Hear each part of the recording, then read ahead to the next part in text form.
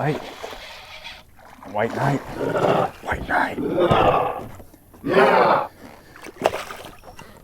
There's two bites. It's a good fish. Oh, come here, buddy. Gotcha. There we go. White knight strikes again. That was an explosive bite, my friends. We're off the edge of that grass and payaka. All right, man. Got 2 bites in the last hour. Got a little bit of time left. That's a solid fish. Solid fish. He ate it too. I'm gonna have to get the pliers after that sucker. Welcome back to the channel. Today I want to talk about 2 of my favorite topwater baits, and they kind of play together. It's fall right now, and these are some baits that I've been throwing quite a bit as of the last month or so. The hollow belly frog and the toad. So similar baits, but different actions. And when do you throw one over the other? The hollow belly frog is something that can be fished everywhere. You can skip this thing up under docks, you can fish it over grass mats, open water. But around here, I'm using this mainly over grass. So when would you use this over the toad? Really, this has a walking action that the toad does not. That's probably one of the biggest differences in a toad and an actual frog. With a frog, you can still walk the frog, walk the dog. So you get this side to side action. You don't get that with a toad. This tends to come through the really thick mats very nicely, and you can actually walk it in place. Like you can snap it, stop it, snap it, stop it, snap and stop it. So it's versatile in that way. This is something that a lot of times in the spring, I know we're talking about fall, but in the spring, when the fish are on beds, you can skip this over the top of the bed and just kind of pull it up to the bed. Any kind of holes in the grass, just let it sit there. So it's versatile, but I really feel like the toad is even more versatile. I tend to lean on the toad when I need to cover some water. The thing about a frog is it is pretty slow. I mean, on a mat, you can work it fairly fast, but in open water, it's slow. This is something that you can tie on and cover water. You can also fish it on the mats just like you do a frog, but it's kind of like a 4x4 whopper plopper or a chopo. It just covers a lot more water than the frog. Now there are times when they don't want this much commotion. This is the Spro flapping frog. Something they just came out with a couple years ago, but it's a really cool toad. I mean, they call it a flapping frog, but it's really a toad. It's kind of a hybrid. You know, I guess the original toad would have been like a horny toad or the Stanley ribbit, that kind of thing. But this is kind of a hybrid. It's got that frog body, but it's also got the boot legs. And this is made out of that Elastec stuff, so it's really stretchy. You cannot put this with your other frogs or any kind of plastics because it will melt everything. It's got a really good hook. It's got a belly weight right there. But you can throw this out on top of a mat and you can pop it, or you can let it sit. You can work it just like a hollow belly, or you can just cover some water. The times when I tend to throw this over this are on days when it's a little bit louder. If you got a little bit of wind, some rain, some overcast conditions, or low light periods, first thing in the morning, or right as the sun's going down, I really lean on this, where this is mainly for, this is my opinion. Let me know what you think on this. Leave it in the comment section. This is something I'm fishing a lot of times in the middle of the day, or when it's a little more calmer, I need something a little bit more subtle.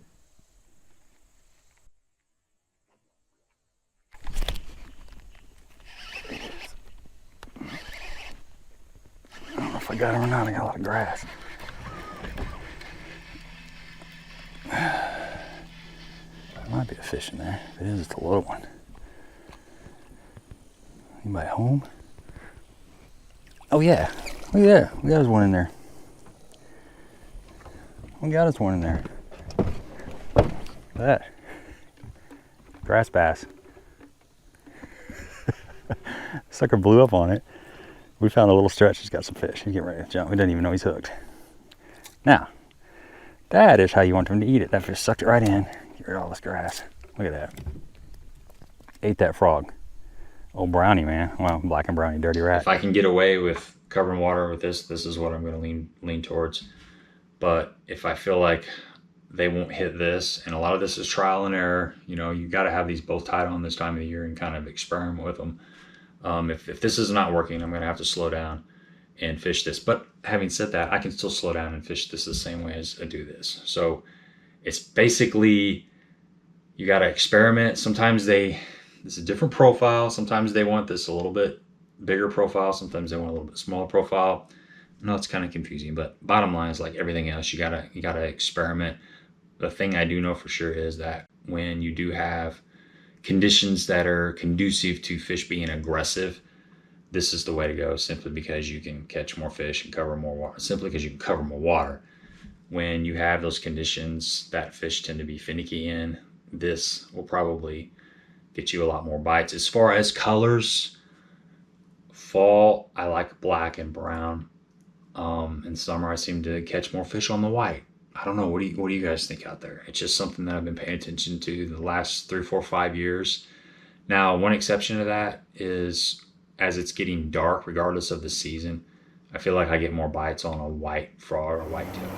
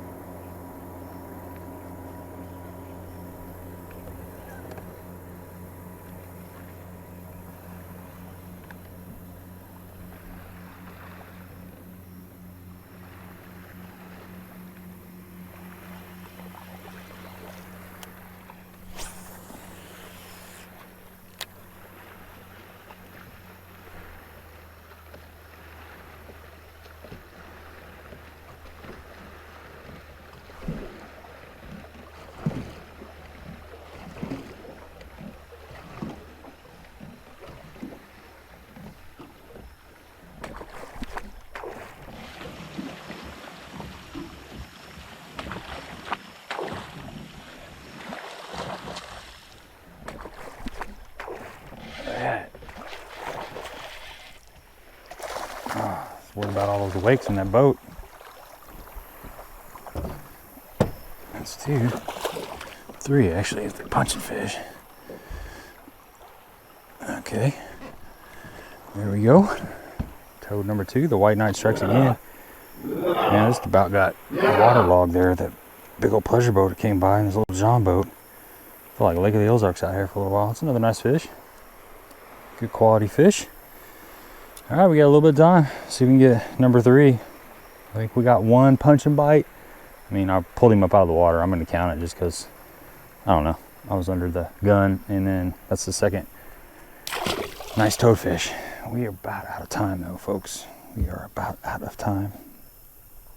That old white knight, man. That sucker is deadly. And I'm going to have to replace it. I think it's really getting wore out.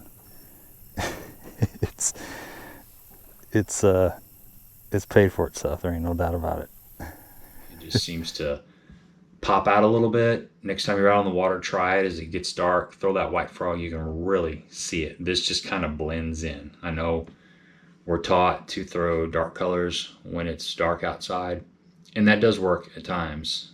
But to me, that white just pops. I can see it really good, and I know the fish can see it. So as far as the equipment and stuff, you know, I throw the toad and the frog on 50-pound braid. Some people throw 65, but for me, 55 has been fine. The rod that I've been using recently is made by Virtus. I know I've got this upside down, but it's the Virtus Jewel. This is the Acura series. This is their 7'6" heavy flip pitch. It's got a soft tip, which is something you kind of want on the toad. Let me show you this tip here. it's got a somewhat of a soft tip, but it starts getting heavy, like, you know, not too far down, like 20% down the blank. The rod I had before this was a luge rod, and it was the Hawgz Custom Light, and I caught a lot of fish on it. It was a good rod for the toad fishing, but I felt like I pulled it out of the fish's mouth a little bit because it was a little more stiff. What I've learned since I started fishing this rod is a little bit softer tip, just like a buzz bait or just like a crankbait or something. It allows that fish to kind of take that toad in, and you don't miss near as many fish.